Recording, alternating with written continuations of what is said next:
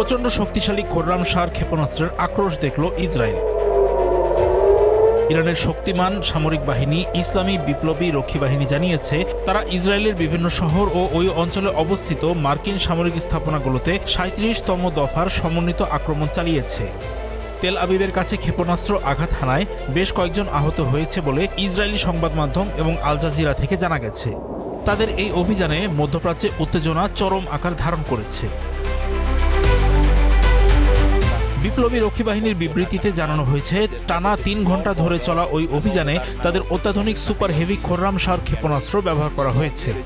আক্রমণের লক্ষ্যবস্তুগুলোর মধ্যে ছিল রাজধানী তেল আবিবের দক্ষিণে অবস্থিত হায়লা কৃত্রিম উপগ্রহ যোগাযোগ কেন্দ্র, সেখানে দ্বিতীয়বারের মতো হামলা চালানো হলো। এছাড়াও হাইফা, পশ্চিম জেরুজালেম এবং বীর ইয়াকুবের বিভিন্ন সামরিক স্থাপনাও হামলার অন্তর্ভুক্ত ছিল।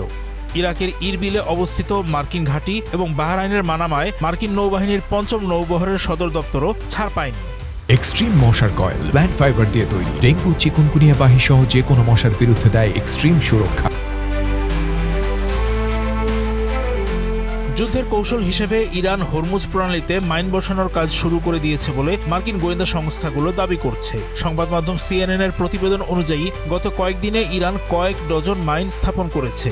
ইরানের হাতে থাকা মাইন স্থাপনকারী নৌযানের মাত্র ২০% এখন পর্যন্ত ব্যবহার করা হয়েছে। এর মানে দেশটি চাইলে পুরো প্রণালীতে মাইন বিছিয়ে দেওয়ার সক্ষমতা রাখে। বিশ্বের অন্যতম গুরুত্বপূর্ণ জ্বালানি পথটি নিয়ে এমন পদক্ষেপের ফলে নতুন করে উদ্বেগ তৈরি হলো। হরমুজ প্রণালী বন্ধ হয়ে গেলে বা সেখানে মাইন আতঙ্ক ছড়িয়ে পড়লে বৈশ্বিক অর্থনীতিতে এর বড় ধরনের নেতিবাচক প্রভাব পড়বে। এমন পদক্ষেপের ফলে বিশ্ববাজারে জ্বালানি সরবরাহ মারাত্মক ঝুঁকির মুখে পড়তে পারে।